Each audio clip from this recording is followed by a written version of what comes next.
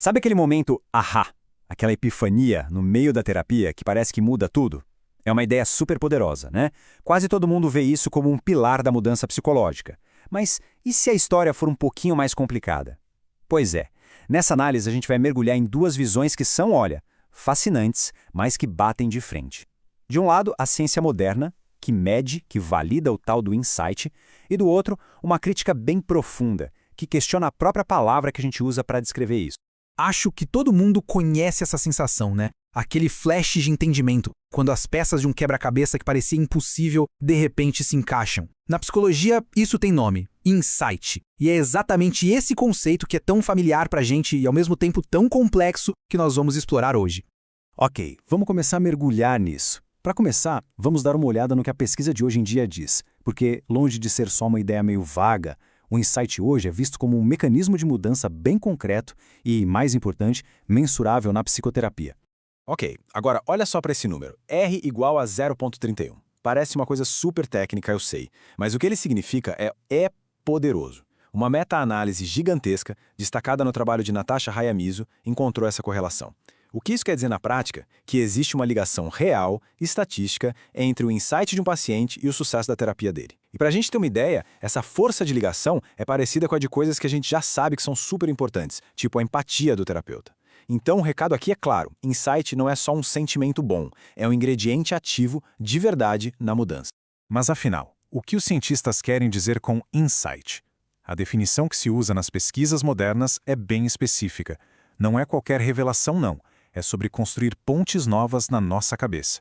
Tipo, perceber que a dificuldade de confiar em alguém hoje está ligada diretamente àquela promessa que foi quebrada lá na infância. É isso, reconhecer padrões e enxergar a conexão entre o passado e as dificuldades de agora. Uma mudança de significado, bem consciente. Isso aqui ilustra muito bem que o tal do insight não aparece do nada, como mágica. A pesquisa da Hayamizu mostra um processo em 3 partes. Primeiro, o contexto. Quer dizer, as características do cliente e uma aliança forte com o terapeuta criam a base para tudo. Segundo, as ações do terapeuta. O profissional usa técnicas específicas como interpretações, perguntas que fazem a gente refletir para facilitar a descoberta. E terceiro, as consequências. Aquele momento ahá leva a mudanças de verdade no comportamento e a um alívio dos sintomas. Ou seja, é um processo, não um milagre. E como é que a gente sabe que esse processo todo é válido? Bom, esse fluxograma mostra o rigor científico que está por trás desse modelo. Dá uma olhada. Os pesquisadores começaram com mais de 4.000 artigos. Depois de um filtro super rigoroso, tirando o que não era relevante ou que tinha uma metodologia fraca, eles ficaram com apenas 52. Isso mostra que esse modelo não é uma teoria qualquer tirada da cartola, mas o resultado de uma revisão científica sistemática e muito, muito exaustiva. Então, até aqui, a gente viu o insight como um conceito científico, validado e tudo mais. Mas agora a história dá uma virada bem dramática. A gente vai explorar uma crítica profunda que vem lá das raízes da psicoterapia, da psicanálise.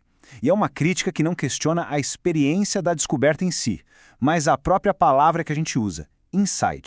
Olha, ninguém duvida que a experiência de ter uma nova compreensão é fundamental na terapia. Isso é fato. Mas o psicanalista Marco Chedid Abel lança uma pergunta bem provocadora. Será que insight é a palavra certa para descrever o que realmente acontece nesse processo? E aqui a gente consegue ver a grande divisão, de forma bem clara.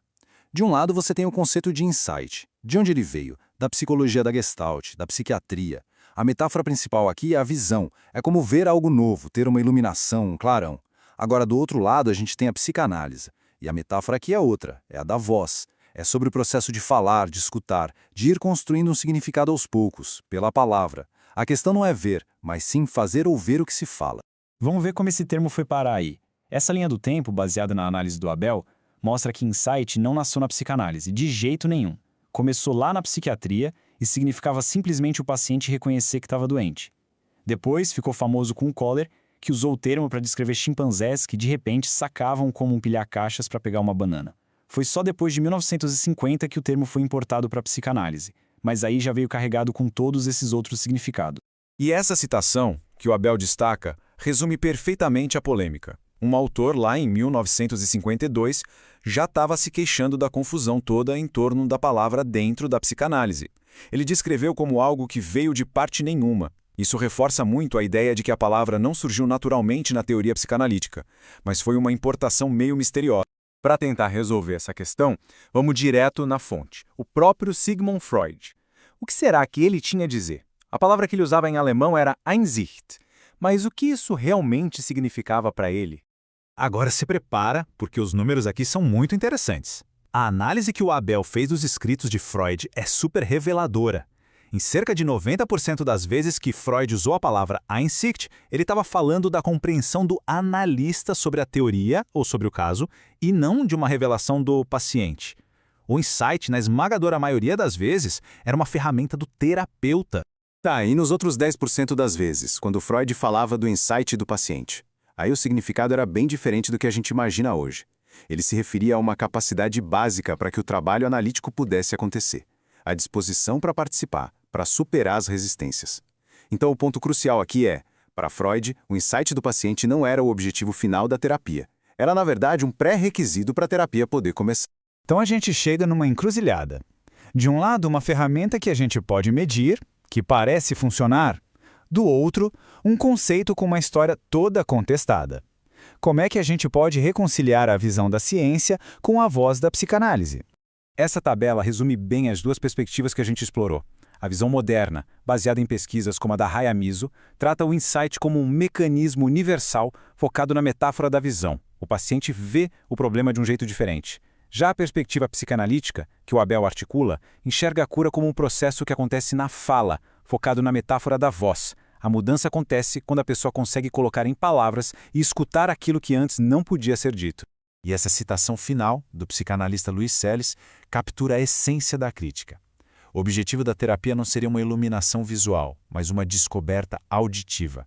Não é só entender, é fazer ouvir o que se fala, dando voz e significado para a experiência interna, através da linguagem.